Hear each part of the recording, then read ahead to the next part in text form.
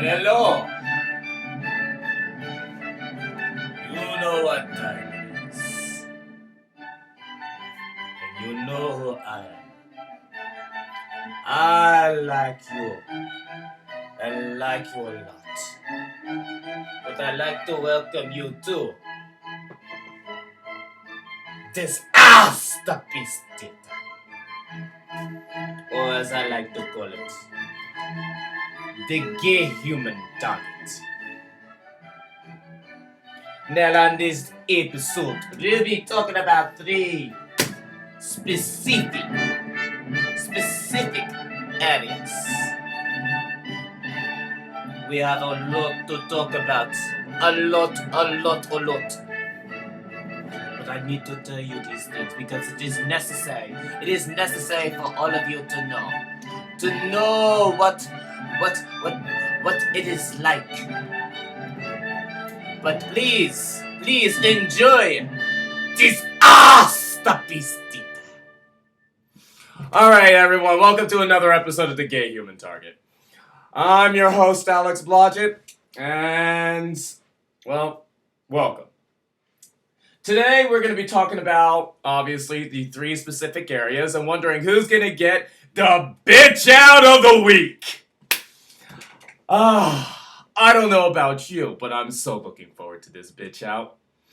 I believe this person or people needs this one really bad. So, let's first talk about what happened to me in New York. Yesterday, I went over for the Highline trip. Loved it. I would have loved it more if I was with the group, but unfortunately I arrived late. Oh well, waste of half a tank of gas.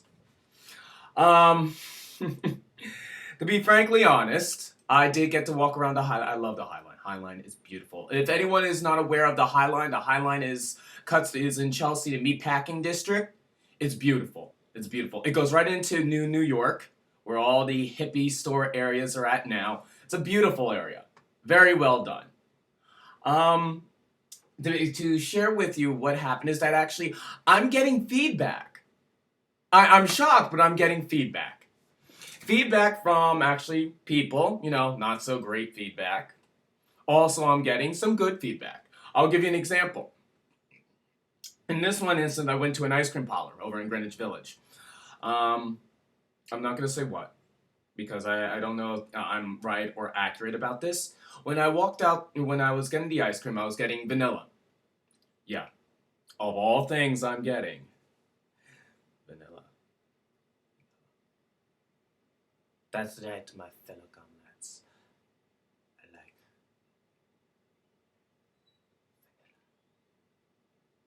vanilla. I can be vanilla too. Do you like vanilla? So, pretty much going through there, and I get my vanilla ice cream, and all of a sudden, instead of saying, have a nice night, she tells me, good luck. But in such kind of like it was a demeaning, sarcastic tone. No, I don't know. Maybe it's just me and I was hallucinating because I hallucinate all the time. There's these again. I didn't know what to think about it. The next thing I did is I decided to go towards Penn Station.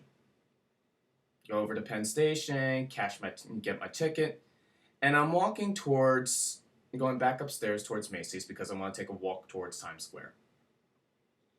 I wanted to do the eat the cookie. That's right, baby. Eat the cookie. I am the cookie, now eat it. When I was going towards the stairs, it was quite funny because the first thing I heard, you hear the ruffling noises, you hear people going by, some talking, loudspeakers, and here comes this one tall guy, and he's walking by, and then he goes, dee-dee-dee-dee, ee-oh. I'm like, oh shit, no!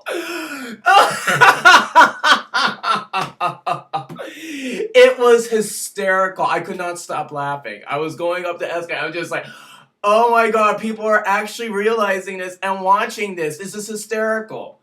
And he did it in such a way that it wasn't like it was mean. He was doing it in such a way that it was, he got a kick out of it. And that's what I like. I like to see people get a kick out of it. If you like it and you say something and you giggle about it and we at the same level, you know, we's here. We's here. Here. We's here. Good. Good. Have fun with it. It's not supposed to be too hurtful. It can be. But you gotta be the bigger man and learn how to deal with it. Kind of like what I had to do in life. Just like anybody else has to do with life. So, let's go into some things here. I'm having a little bit of trouble with porn stars, baby. Gee, I wonder why. Maybe it's because it's the teeth. They're not fully straightened yet. I don't know. But I'm having a problem with gay porn stars. I'm having a big problem with them. They seem to come across me and they seem to run. Now, come on, I'm not ugly. I'm not. I'm just as good looking as any man in a Walmart location on a Tuesday night after 8 p.m. Yeah. It's just, it's not, I guess what I'm trying to say is that there, still, the gorgeous, pretty ones.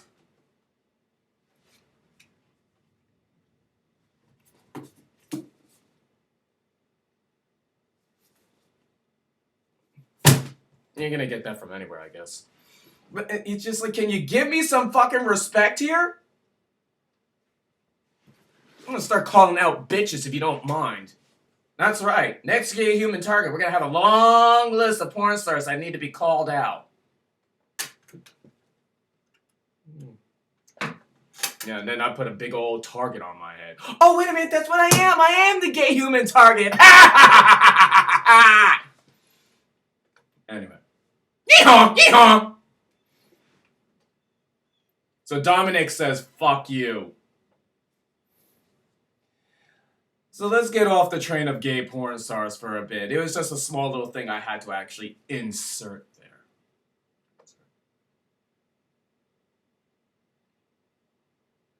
I'm looking at my bald head right now. Should I do like a Francois kind of Saget kind of look, you know?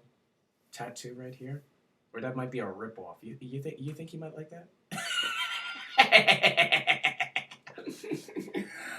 All right, enough. And as for Francois, good for you for retirement. Good for you. That man is another legend, walking the heat, taking the pressure. Another. I don't know him personally, but I do remember seeing him in the field. I do remember watching. I do remember hearing bits and pieces here. Gotten a lot of flack for what he has done. I say good for you. Good for you. You made it to retirement. You got in and you got out, baby. Good for you. You deserve at least that much. Now, the next person that I have a problem with. Ooh, do you hear the thunder already? The gods have spoken. If there are any.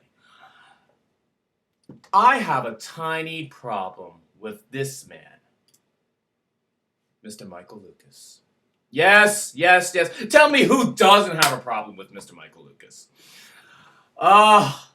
This man has taught me things whether I liked it or not. Now, what is it, Andre? If I'm enunciating it right. I'm sorry. I'm reading something out of Wikipedia. And I'm just going to read the insert here.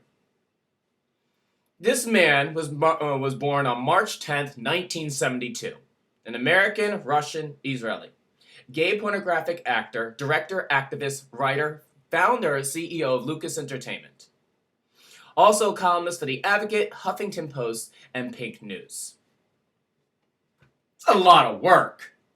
I gotta say, that man is busy. So we do have to actually say, bravo for watching over the whole entire community and putting back what is most important. while holding off, I have to say, all that, that's a lot. That is a lot. It's a very, very smart man. Actually, smart is not even a word to describe. The intellectual homosexual, goddamn right, deserves the title. It's to be respected. And I give him that much.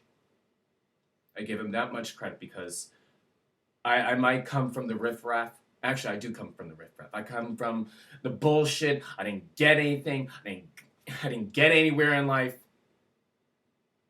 But I give him that much to know where. I just give him that much credit. Now, Lucas is particularly well known for his activism and outspokenness. Hey, look, there's some commonality there. Only I use more humor and I'm annoying. And I'm not getting anywhere.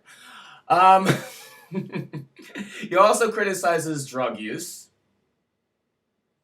I do wish this. I wish he would speak up a little bit more about his own drug use. Because I like to hear where these advocates, and advocates always have something to lose. Martyrs don't. But I would like to hear where he really came from. I remember reading a blog post that he came to America with only $200 and that's it. Honey, I've been in America all my life, and believe me, the only thing I had was this mine, my dick, and my ass.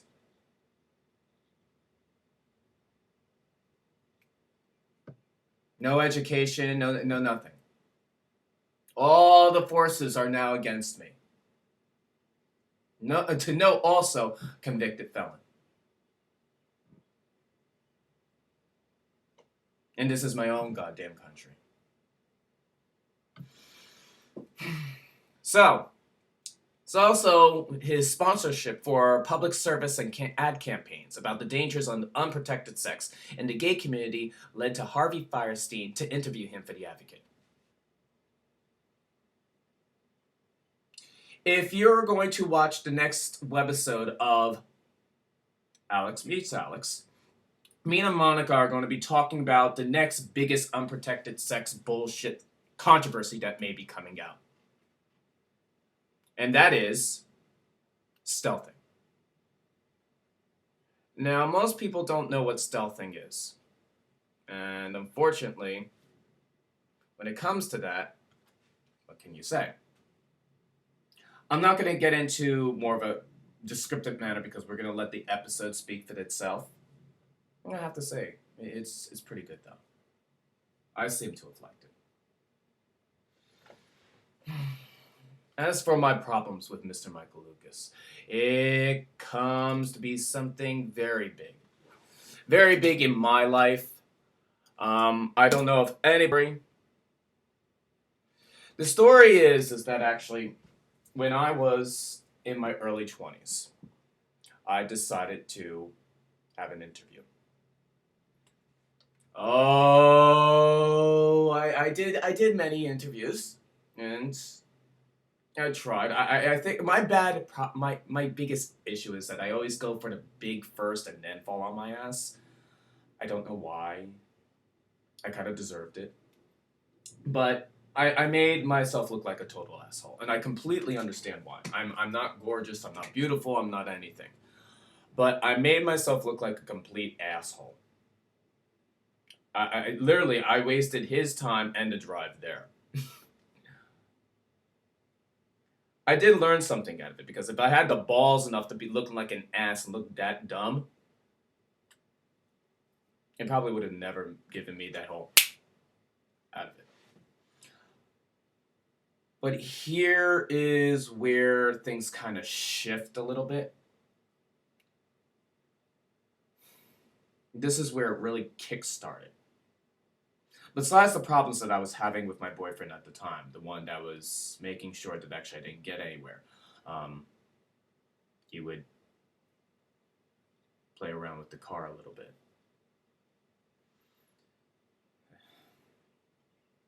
Almost got into a couple of accidents because of him. He was the only one that worked on it.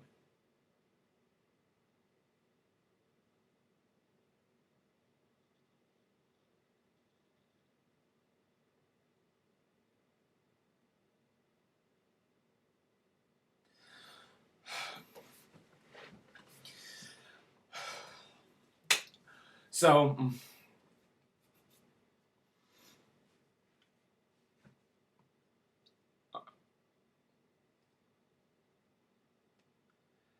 so after the interview, after how stupid I looked, after, the attempt at modeling, which I looked horrible at too, I didn't know what I was doing. I didn't have a clue.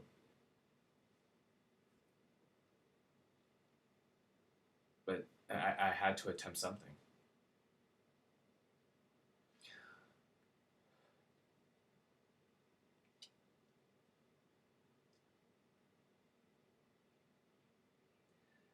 I ended up walking around and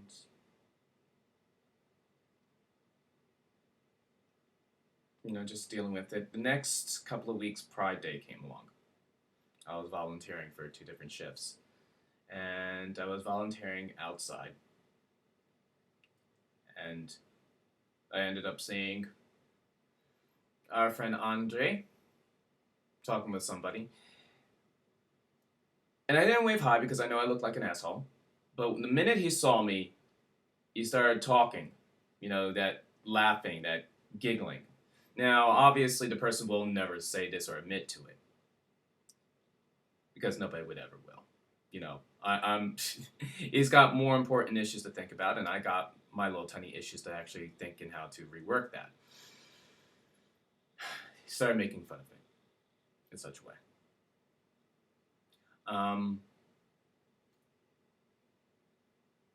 People talk about the professionalism. Come on, really? There's no such thing as professionalism. Maybe in the workplace, but come on. The conduct, so to speak. This was the man that also preached, your reputation is up to you.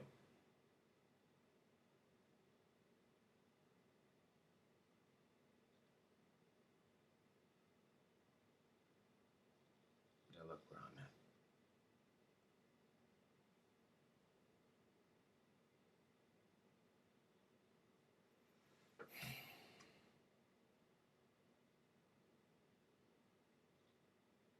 Too much actually silent time. So let's get into it. After he did that, I tried to dismiss the thought, but that always stayed in mind. I kind of try to reach out for help a little bit, thanking them for at least knocking me down and humiliating me, because nobody can really make you feel the way that you do but you. So my insecurity really went downhill. I can also bring up another movie star name or porn star name. I believe his name is real name is Spencer Kinsey, if I'm correct. Yeah, that was another one. I can't say that I'm not glad to see that actually that false prophet fall on his ass. Michael, thank you for promoting him. Really, at that time, thank you. That was someone to look up to. Really, someone to really look up to. Because of his downfall, I became 3 times better. Thank you for giving us such a prophet.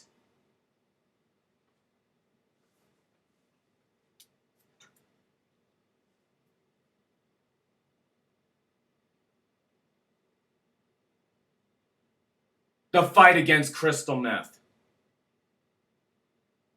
Really?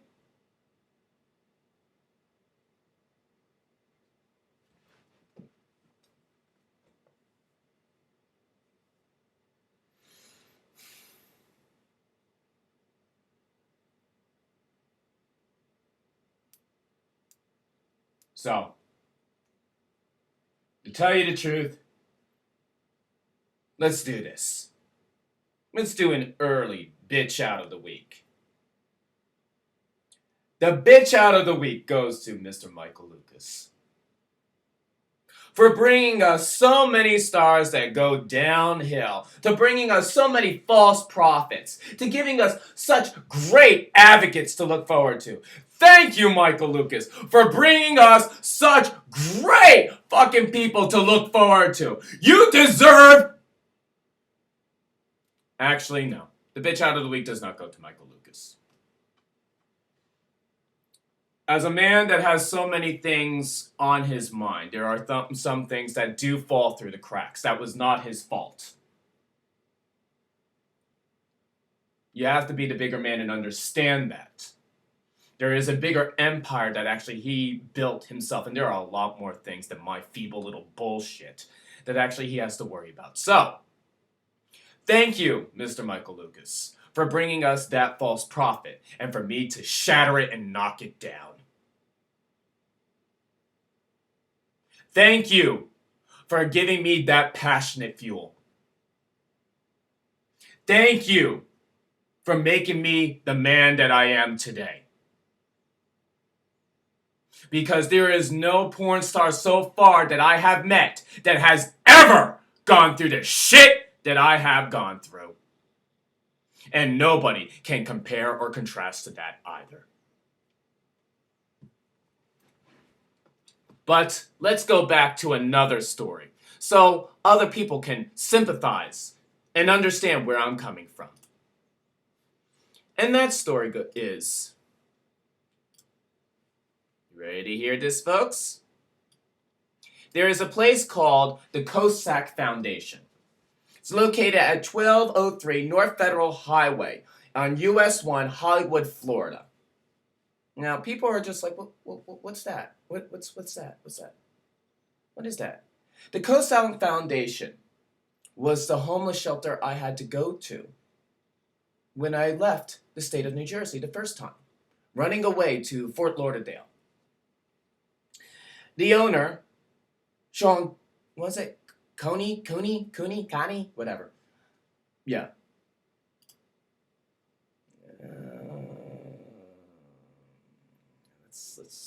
Let's just tell this story. Here, let me get a sip of coffee first. Yes, it is. I gotta have my Starbucks. No, there's no Kahlua in it. No amaretto di Serrano.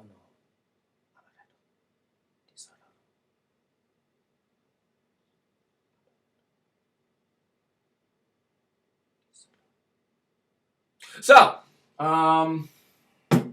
yeah, I didn't even have to sip of my coffee yet.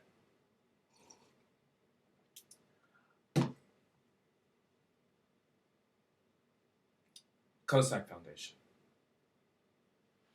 When I got to Fort Lauderdale, I had enough money for at least a room. I spent it with a friend that I haven't seen in 10 years. We bumped into each other. I had sex. His name was Joe. He was a mini-gay, just like Johnny Hazard. Those mini-gays are so cute. So, we had a little tumble. He left me in the hotel room knowing where I stood. Yeah, that's a man that didn't want to get involved. That's another story. Yes. Yeah, I could tell you the whole... anyway. So, I decided to work the welfare circuit again. Instead of going into the stripping circuit. The hotel room that I was staying at was about 6 doors down from the strip club, Johnny's. This close. Piquito. Yeah, that close to actually... Woo! That close. Instead, I decided to work the homeless circuit. Decide to work that welfare circuit. Find the buildings, do what I can. What a mess. Their process is worse than New Jersey's process. New Jersey has something called the open door policy. I don't know if anybody is aware of that. The open door policy is that any person that actually is homeless can walk into any shelter and The group or those that are running the shelter cannot turn them away. That is called the open door policy. You have to actually be able to walk in and be taken in, at least for one night. But that is their choice to do. Florida, there's no such thing. They can turn you away, they can say fuck you, they can do whatever they want. Florida, they make you go through kind of a going back and forth place. They make you ping pong until you find, here you go, you need to meet at this location and group there and wait. And then, well, this one location was across from this field where everybody gathers at, all the homeless gather at. And then there's these trees, it's hidden there, and these people come in a van. And they make you go through a process of, okay, this is who you are, where you're from. They find out who you are first. Then they give you a piece of paper and a bus ticket to tell you where you have to go. I got this homeless shelter over in Hollywood, Florida.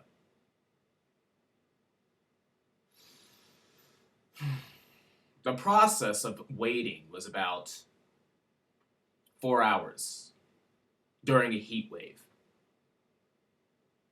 So here I am carrying this big thing of luggage, and I'm waiting for this process. Now I gotta go to the bus station, walk over there. So I take the bus and get on this bus, and guess what actually happens? I drag this bus, I drag the bags onto the bus, and it turns out our bus driver is a white trashy gay man himself, talking to one of his actually club promoter friends. Coincidence? So they're asking, so where are you going at? And I tell them the address, and they both look at me, they're like,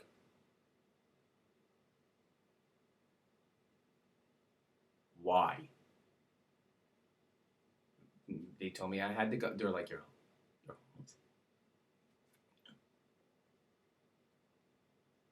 one just like looked at me, was just like, and the bus driver keeps on looking up and looking down, looking up and looking down, looking up and looking down. I'm like, what the fuck? What did I do wrong? So we start gabbing a little bit, and they're telling me a little bit about the club scene. They're like, well, no, you should come over. I was like, well, I was thinking about going over to Johnny's again and maybe giving another try at the addition. They're like, oh, you'd be perfect. Oh, absolutely. Oh, yes. We're just gabbing, and I sort of missed it. I mean, I could tell a little bit it was kind of a little fake, but I think they were being a little bit more sweet and nice to me because they knew what I was going to go through. When I got to this location, the bus driver pulled the bus over, literally, and stopped it. He was like, listen, give me your number. It's like, are you sure you want to go here? It's like, here, give me the number. I'll contact you. Just be careful.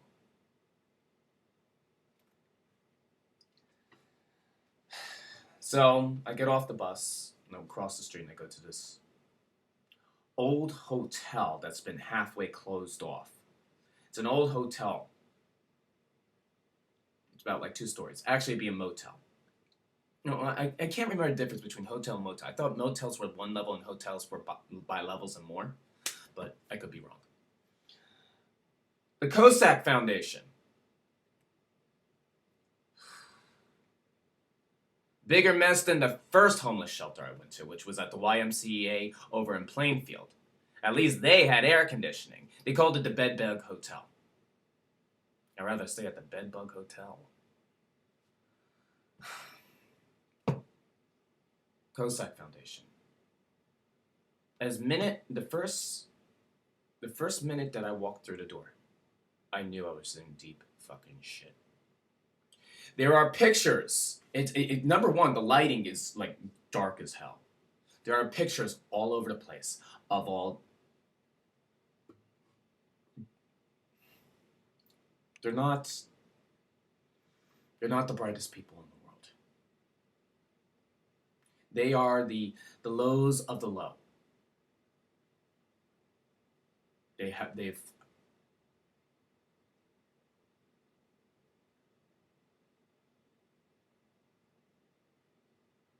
the pictures of these people and of this man standing next to him smiling like this, it's disturbing. There's not a good vibe that comes from that place. I don't care what anybody else has to say about that. There's not a good vibe that comes from there. It scared me when I walked through there. These people are like as pictures. And it's just, before you sign off on anything, before you sign off and become a part of it, it's kind of like, they make you watch this video. And the video is, this is life. And Mr. Sean decides to give an intro on this is life. Being able to sit down, pick up a book in your own place and read. This is life. Being able to pick up the phone and listen. Be able to talk. This is life. Being able to walk over to your fridge and open your door. Bullshit! How are you gonna conduct yourself in such a way and tell people what the fuck life's about? Worst goddamn video ever made. I've seen bad, degenerate porn films from Prime Pork that were better filmed than that one. No offense to Prime Pork.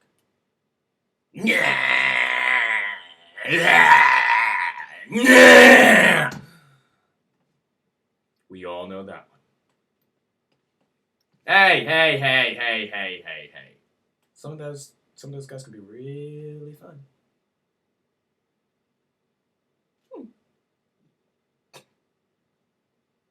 We all had our days. So, what happens next? They show me the tour.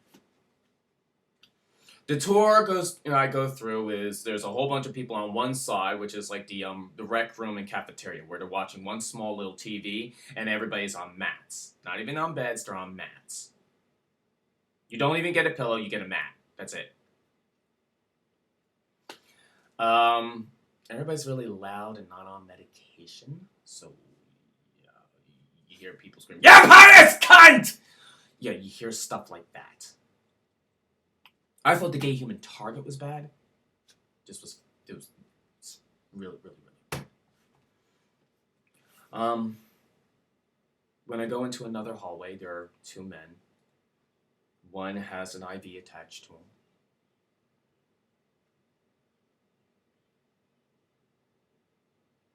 They look like they're about to die.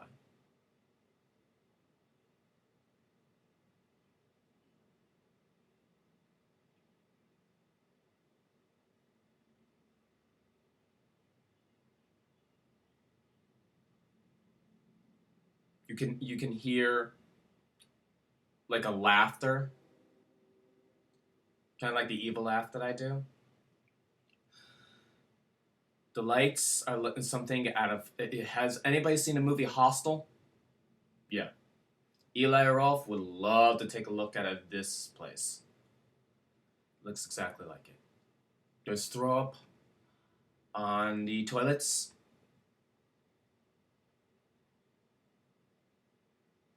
People are outside chain smoking like crazy. Their jobs are to go outside into the public and spread awareness of the homeless voice. Having cans and whatever else, trying to get as much money as possible. That is their job. And to help clean the vicinity of the area. All your stuff is locked away in some gated, fenced area. You're not allowed to carry your stuff around. When I went into the back of one area, there was a person lying there like this, and roaches are crawling all over him.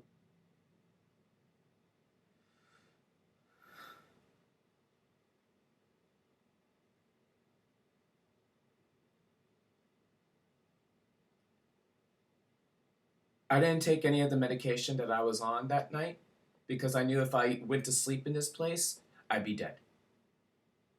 This was a homeless cult, not a homeless shelter.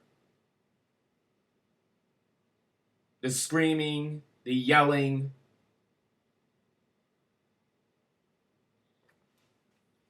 Nothing good could ever come from this place. I know that for a fact. I'd rather be on the streets than go back to that place. The social service workers come there once every week to check up on the new whatever people, and the ties with the one guy with the other social worker, I don't know. The owner lives in a trailer in back of the hotel. There are cameras, computerized cameras all over a place. Signs saying we are watching you to spread much paranoia. I don't need to know that actually you are watching me when I know there's a camera there. All the cameras are hooked up and goes right to his office.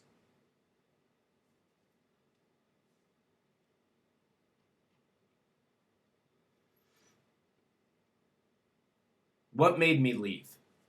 Besides that I stayed up the whole entire night.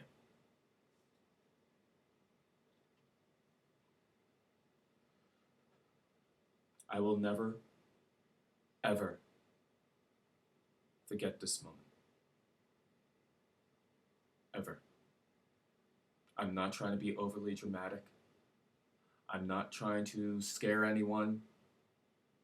This place should be shut down for what it stands for, literally.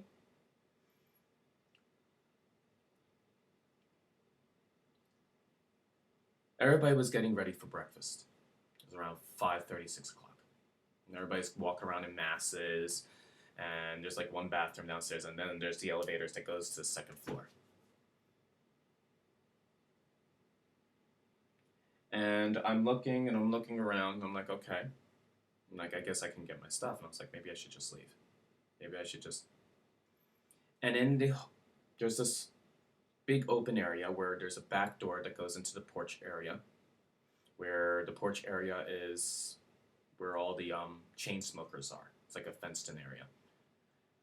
One side are the elevators, and the other side is one of the hallways that has the bathroom towards it. And I look up, and I see the group of people, all these people moshing around and just mashing around this one big guy. And at first I thought it was, just another homeless person.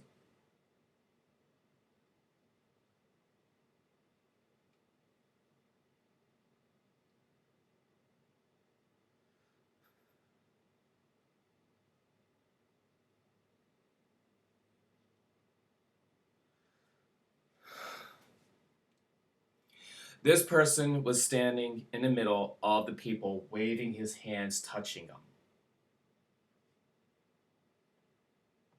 This person was as big as a house, more rolls than a bakery.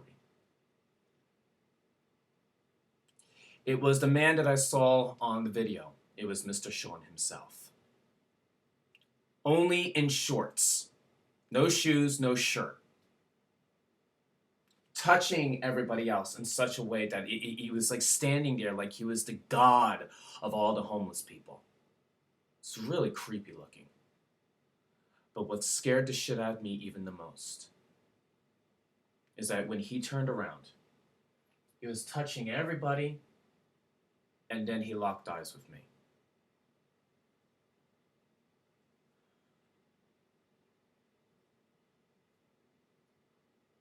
The energy I got from this man could be nothing far from good. He was far worse than half the guys that I've met that loved being ass puppets. This man had an agenda, specifically with me in it.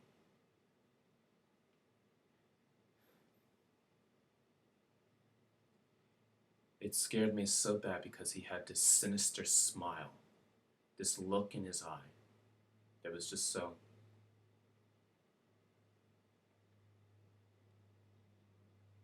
It was beyond disturbing. Nothing good can come from that homeless shelter. I don't care what anybody has to say. Nothing good can come from that shelter.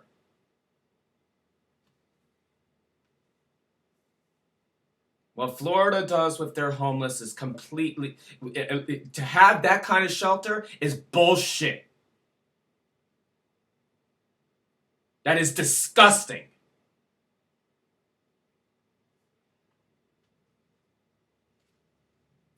So, the true bitch out of the week goes to Mr. Sean of the Cossack Foundation. I've been waiting to do this for a long time, bitch.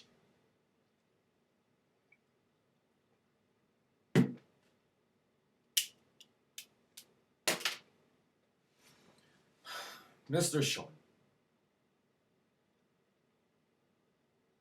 we have never met. We have never talked. But what the fuck?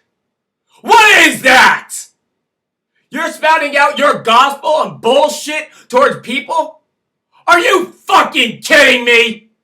That is disgusting. That is foul. You should be having at least 3-4 social workers in there. And don't give me that it's the state. Bullshit. The jobs are walking around spreading the homeless voice. I got the homeless voice up here. Right here. Get your fucking state together and get some real jobs in there. Start teaching them some real manners and how to conduct themselves, not leaving them there like dead bodies. What the hell is that? And actually paranoia through the entire shelter? Are you out of your fucking mind, you trailer trash fat shit? That is disgusting. Worse than low rent. I would rather be on the streets and be homeless, sucking dick, than basically be those degenerates. You are a disgrace to humanity. And you deserve it. So that is your bitch out for the week. Enjoy.